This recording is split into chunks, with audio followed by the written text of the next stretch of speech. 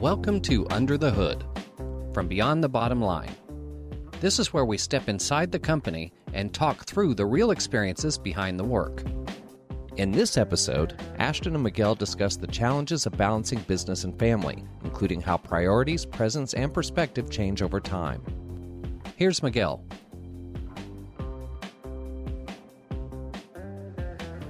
We're here on our special edition of Beyond the Bottom Line, which we call Under the Hood. I'm here with my co-host, Ashton Chanana. Good to have you on. Great to be here in the nice, warm, sunny San Diego hotel poolside. That's right. We are recording this episode from Firm Growth Forum here in San Diego. And on this episode, we're going to flip it around. Ashton, you have questions for me. I do. And, I've had the privilege of knowing you for so long, seeing you grow, seeing you change. So I want to understand a bit more about that change at the different stages of your personal life as well as your company. All right. I really want to understand how your mindset, your leadership style, your definition of success evolved with the company. So first question for you. When you started the company in 2016, what did you think success would look like? My first version of success was to replace my income in 2016. I think we're beyond the statute of limitations, so I can say I was then employed at PwC. And, I didn't really start, like our first client really started 2017, but my first vision of what to create was a company where we service clients by giving them tax strategy. And the first goal was just to replace my income because I had kids already. Yeah, that makes a lot of sense. Definitely not the passive income, but one that you work hard to get to, one that you grow in. Yeah, I just wanted to make money. And I had no idea, I knew I wanted to get to $1 million in sales one day. I had no idea how it was going to work. I think we were selling $350 tax returns. And the goal was just to get enough clients to pay rent. Yeah. And, I joined about a year and a half after you started the company when we were selling $450 tax returns. We were just getting there. It's great. And I've been with you through a lot of different stages of the company. For you, what stage was the hardest for you emotionally? Oh, it's a good one. And they're different emotional challenges. I think the first challenge of just, is this going to work, is a function of can I do the work to get there? And I actually think the hardest one is when you start scaling and hiring people, because your question is, how do I get other people to do a good job without me micromanaging them? And that one's really tough because you don't get the result that you always want. And you have to decide, am I going to fire this person and go hire another version of them? Or am I going to work on them and develop them? And that journey of watching someone grow in a business, it's very rewarding when you get it right. It's very painful when you get it wrong. Well, being under you for so long, it was great to have you guiding me throughout the way. The way that I developed under you and watched how your style of managing me and other folks changed throughout the years and just only improve was really great to be part of. So I'm very thankful for that. Thank you for saying that. Yeah. No, of course. And, now we're at the point where I think you are thinking more long-term when it comes to the company. Now, what point did your mindset shift from, hey, I'm just trying to survive, I'm just trying to pay my bills, to now, hey, let me try to build something that can outlast me?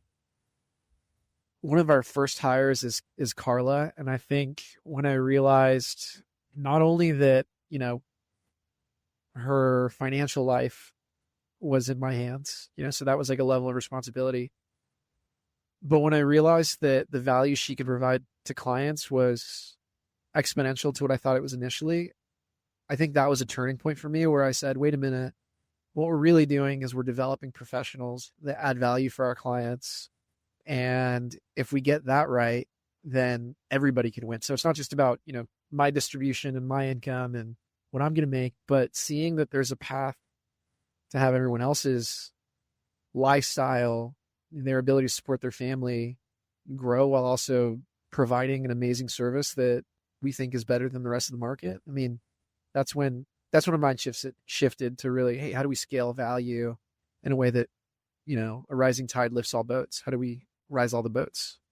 Yeah, no, that's a great example of just how your own mindset can change with the growth of yourself, the company, and other folks as well.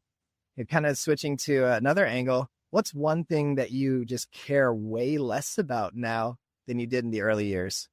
I want to say new sales, to be honest. I mean, in part because I know you really care about it, so I don't have to micromanage it or stress about it, but also just knowing that, if we didn't have new sales for a month, that we have a base of clients that are getting a good service at a good price, that will still grow the company, even if we just do that, I think has been really, really assuring. So yeah, I don't stress out anymore if we have a week where you didn't take one demo call. I'm sure you remember what that was like. What's going on? What are we doing wrong? What do we need to change? I'm far more, I think, less concerned about, weekly sales or monthly sales, and more concerned about, how things are going on a quarterly basis. That reminds me of an interview between Shaq and Kobe where Shaq was like, yeah, I would always come into training camp out of shape because I knew you would bust your ass off. I know you would carry me. That's what you're going for, right? That's what you meant to say? I am Shaq and you are Kobe. I mean, you've been growing nonstop throughout the years, which we've already noted, but what parts of yourself do you think have grown the most over the years of yourself? I don't know. I think part of that answer is being okay with me not having the best answer. I think where we are now is that there are people that know what to do better than I can instruct them. And I think I carried with me for a long time, back into childhood, that I always needed to perform academically or in sports in order to receive praise. And when you bring that into the workplace, you can overwhelm people who are trying to grow on their own. So I think just this comfort that I had to deal with, that hey, I don't always have the best answer. The best answer is going to come from the team. Has been very difficult, but also extremely rewarding. And I think now, when we have leadership, I want to go last, and I'm not trying to be a big dog here and saying, you guys go first and I'll give my judgment at the end. It's really that, look, I'm far more interested in your point of view than mine, which is, it's just incomplete. People have more context than I do. Oh, that's so true, man. I've been saying for years, you can learn something from anyone, whether it's something to do, whether it's something not to do.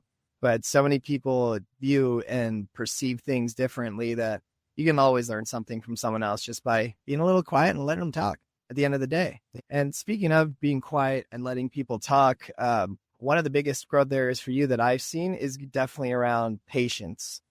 If you can go back and give yourself one piece of advice on how to be more patient when you were younger, what would you say? Yeah, it's going to sound maybe a little too zen, but I would say, focus on your breath and what people are saying instead of what you're going to say next. I think I still tell myself that, but I've even found just wearing I wear this Garmin watch, and it tells me how stressed I am during the day. If I have a lot of back-to-backs, it'll actually tell me I'm very stressed. So trying to get your stress down, Garmin actually has a recommendation for that. It'll take you through a breathing exercise. The point of that is just to say that if you can focus on your breath, you can be more present and you can actually hear what people are saying more. And I would say that about in the moment. And then I think it's really true that what you can plan over 3 years is far more powerful than what you can plan in 1 year. And that's something that is tough to learn because you have to have a vision for what the firm looks like, for what you look like, for what your family, your home looks like in 3 years. And then you can go backwards. I think we've learned that actually from a lot of our EOS planning, that we're thinking about the next 10 years or 5 years and then working our way back to the quarter.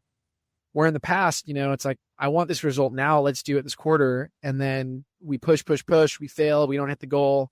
And then we're all right, we're so burnt out. How, when are we going to get to planning next quarter? And it's you lose a quarter just recovering and you're really just only pushing every other quarter, as opposed to, hey, what's the next 3 years going to look like? And let's work our ways backwards. This is our goal for the year. Here are goals for each quarter. And that's what it means for what we're working on next. Man, all that planning can be so overwhelming, but also so rewarding at the same time, especially when you start hitting those small little goals here and there to get to the bigger goal. Yeah. And, I've seen you go through so many different goals and so many different milestones over the years. Do you think being an entrepreneur, doing this actually changed your personality at all throughout the years as well? I think yes and no. The business that we're in, I think you can't be like a Elon Musk, absolutely insane driver. I mean, we're not building a $1 billion company. We're building a people business, so there's guardrails on personality that you have to change. So in some ways, like being a people business, you learn like, yeah, people do work differently when you yell at them versus when you take a second and ask them questions. So like, I think I've changed, to kind of be more accommodating in that sense. But in the other, like, I think that a lot of entrepreneurs, maybe accountant entrepreneurs less so, have this need to do things differently, or a desire, and every entrepreneur I talk to, the rest of the podcast, I'm interviewing other founders, and a lot of them have this similar story where they wanted to find a more efficient or different way to do something that everyone else was doing, So I think in some ways the business like accommodates my personality, and in other ways it changes it. Yeah, no, 100%. When did you stop yelling at people? How come I'm still on the receiving end of this? I don't yell at you. I know. I'm just kidding. But, last question for you. Obviously we've been friends for a really long time. So us working together this long and doing this is probably a big surprise to you, to me. If you could go back to your 2016 version of yourself, what do you think would surprise you the most about where we're at today? I thought my vision of being an entrepreneur meant that you're the leader. And I think it's really cool that we have a team of leaders. Like if I am now one-on-one with you guys, it's more so about, hey, we all agreed on the overall vision. What's your vision for execution? So I think like leading leaders is a very different model than leading a company. And I don't know, I think I kind of learned it the way I needed to learn it, but I think that is something that I wouldn't be able to comprehend that concept of like, you have a leadership team and your job is to get out of the way and let them be leaders. I would be like, what? No, like I need to direct the ship, and like I need to be the sous chef in the kitchen. And a firm and a business is not a kitchen. It's often you're the home base and you're sending explorers into different areas and they're developing best practices. You need to know a lot about it, but you don't need to know everything. And I think that's what I've had to learn and what would surprise me. Great. That's all my questions, man. Thank you. All right. Thanks for the interview.